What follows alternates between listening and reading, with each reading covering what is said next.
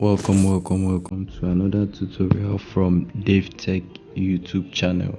So right here in this video, I'll be teaching you how exactly I created this amazing pizza design from scratch using the Pixellab app. That being said, let's get started. So first thing you will do is you create a new page by clicking default right here. Then you click OK. Alright, the next thing you do is you delete this default text there too, and you want to also first start by creating the background. And when we're creating the background, I used gradient. So you just click here to select background. You click here, click here. Okay, then you click color over here. Color. Now by default it will be here in color, so you manually change it to gradient right here beneath it. Then click gradient, then you click this plus icon right here. Okay, now the type of gradient I made use of is the radial gradient, the one with more like a circle in the center. Here is it. By default it's usually here, but this is exactly what we want. Okay, so we'll change the color of this. Oh, sorry about that. We'll change the color of this by clicking. You first tap this place, then you click on color.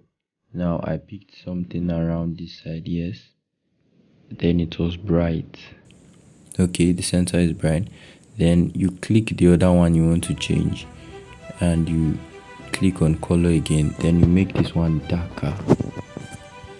I think you'll get that effect created. No, it's not dark enough yet. Let's move this one forward a bit. Okay, we are getting there. Just tweak it until you are very much comfortable with what you have. Okay, I think I'm comfortable with this. Yeah, this is exactly what you needed. Okay, so next thing I did was I imported the burger photo I downloaded from the internet. Don't worry, you get every one of it in the description below. Just check the description and you'll find it there. Okay, here's the burger over here. Then I placed it right there. Next thing I did was I imported the wooden desk. I put it on. Here is the wooden material. Let's crop it a little bit. Then you increase the size to fit in as much as possible. Okay, so if you want to make this very realistic, you will definitely need to change the way the wooden thing looks, this wooden plank. So what you will do is you click on the plank, you highlight it. It's highlighted now, right? Then you scroll down to color filters. Here is it. You can see it here, color filters. Then you click it. Then you work on the saturation a bit. You see that it's blending with the color of the burger, right? Then you could reduce the brightness or increase it. Let's reduce it a little bit. Okay. Then you could adjust the contrast anyhow you like it, but I will not advise you touch on the hue as it will affect the color.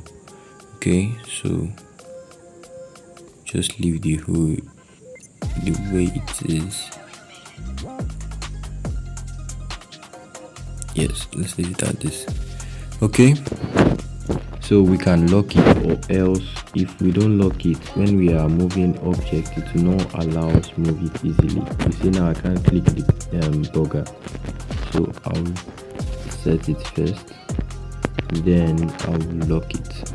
Next thing I'll do is I'll bring this burger forward. I'll send it to the front, and now that I achieve that, I'll just click on the burger, then come over here.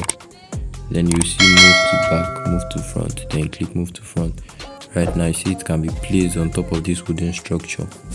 Okay, the way it is now, it's not so realistic. So what we want to do is that we'll add shadow right beneath this so that it looks like it's on top of it, because there's no way something will be on top of another thing and it will not cast shadows. So what we're going to do is we'll click on shapes. To get shapes, you click here, then you come over to shapes here. Okay, the shape we need is actually a circle. You click this, you click circle, reduce the opacity to 0, increase the stroke width, then you come over here to blur radius and increase it to any point you like. Okay, I think I'm okay with this. Then then you make it little close to each other, that way to be able to create the shadow effect that you need.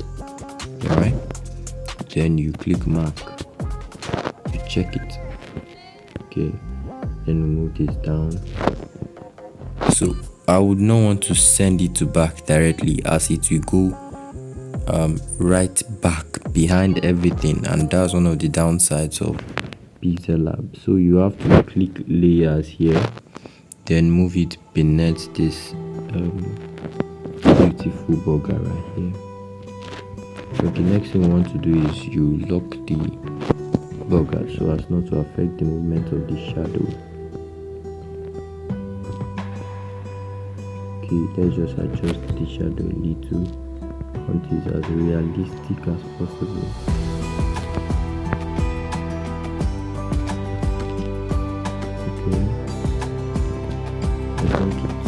Okay, now so you click on it and reduce the opacity. You don't want it too shouting in your design. Yes, I think it's okay this way. Then you check it. Alright, so next thing I did was I imputed the text burger.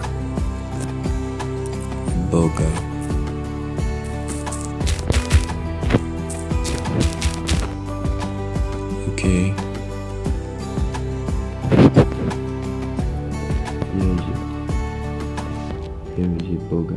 then I use the Barbers font. Barbers I mean. Barbers is the name. Next, here is it. Then I'll click OK. Don't worry, you'll get the link in the description. You just download it and use it in your design.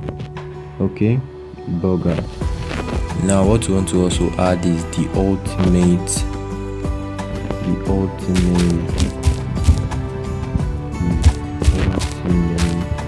chili burger. Burger picnic. That is what we are creating this poster for. So you reduce this and definitely change the font to Montserrat.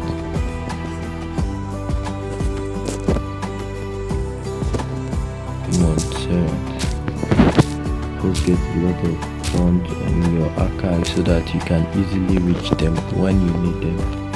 Okay, so we'll centralize this one. To do that, you just come over here, your relative position, here's it, then you click it and centralize it. That's exactly what you wanted. So I added the text effect on this burger, and how did I achieve that? I went over to inner shadow. Okay, then I enabled it and I picked more like a gray color. Is this gray or ash? Then I clicked it. After that, I adjusted the blur radius. Okay, I adjusted it a little, then I worked on the offset. You can do it anyhow you want it, just make it beautiful. You could even decide to use a different color. It all depends on you. I think this one looks better, so you can use any color. Then I added picnic right beneath this burger using the same Montserrat font. Stick with a maximum of 3 fonts in your design. When you are using more than 3 or 2, it becoming too much and it will make your design look absurd. Okay, you can see here now that I've used only Montserrat and Bebas. Okay, next thing I'll do is I'll change the picnic to our dear Montserrat. Almost every designer loves this font, so I advise you get it the whole typeface. Okay, centralize this too. You want everything arranged and neat as possible. The next thing I did was I changed the color of the picnic to yellow. Okay, yellow, this is yellow right here. Okay, then I increase the space to make it more beautiful, the spacing between the text in the ultimate chili. So to do that, you click this text, then you go down, then you see spacing. Here is it. Click it, then increase the spacing. Can you see that? Now next thing we'll do is we'll centralize it. Centralize, yes, exactly what we wanted. Okay, all right, I think we can continue. We can also add space in here too to make it look beautiful. Okay, I don't think we really need it. Yeah. We're getting there. So next thing I did was I copied the photo of the beautiful burger. I copied it, and to do that you just come over to your layer, you hit layer, then you go down to where the burger is. It's because I lock it, that's why I had to follow this process. Then you click copy over here. Okay, then increase the size of the burger, increase it as much as possible, as much as you like. Then reduce the opacity. Okay, and then send it to the back. You can still reduce the opacity a little. We don't want it affecting our design. Can you see that? Yes, so you can eventually decide to lock both of them again. Yes, done that. Next thing I did was I inserted a triangle at both sides of the ultimate chili. To do that, you just come over to shapes here, then you click on this, then you change it to triangle. Okay, then change the color of the triangle to yellow. This time I will not be touching on the opacity. Change it to the yellow, then reduce it like flat, more like flatten it, then reduce the sizing. Alright, can turn this over, then you move it up.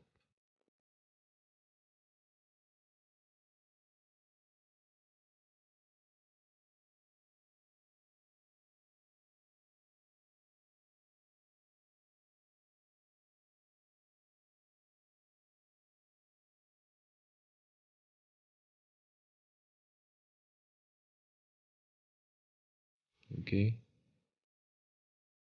alright, then you copy this, you click on triangle, you click on copy, then you turn it a little bit and move.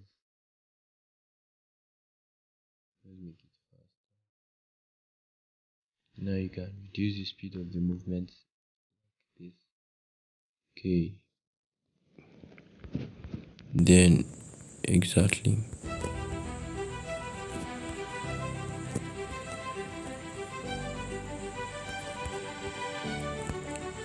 Alright, I think we've gotten that done.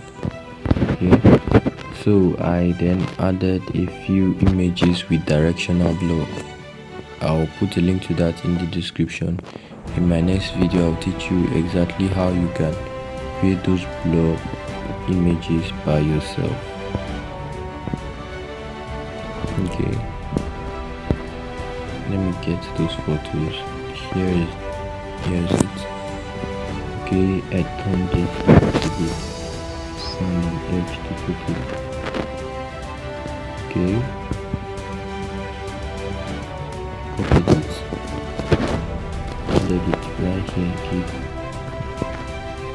then I also added the motion blur for a chili pepper.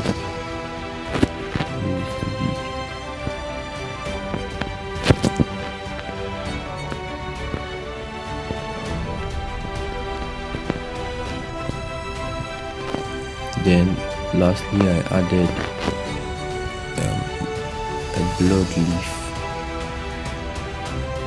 Okay, download. Yes, here is it. Now I don't want this interfering with my design, so I'll not increase it too much. I'll just rotate it a little bit and then I bring it down. I don't want it touching on the design. And I think we are right on it. Now last thing I did was I clicked on shape, then I changed the shape to circle and I put it here. For the price tag, put it here. I change the color to yellow.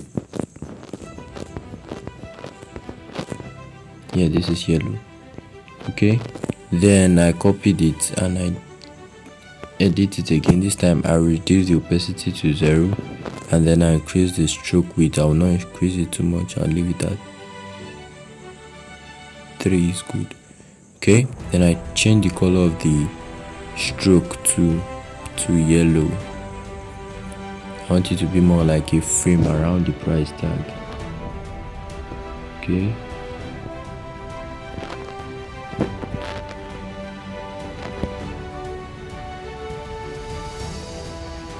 yeah, I think we are getting close to it. We are getting close. Okay, I think it's centralized now. Then I added a text $10.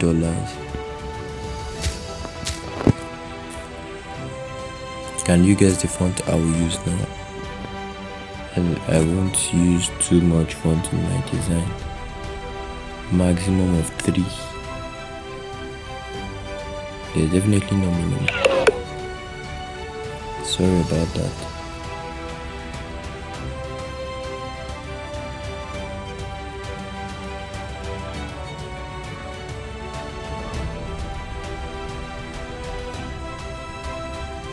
Okay, so let's increase the size of this. I think we've moved it enough. Let's lock these circles. Then I said you should guess the font I'll use. I'll be using our dear. I'll be using Bebas.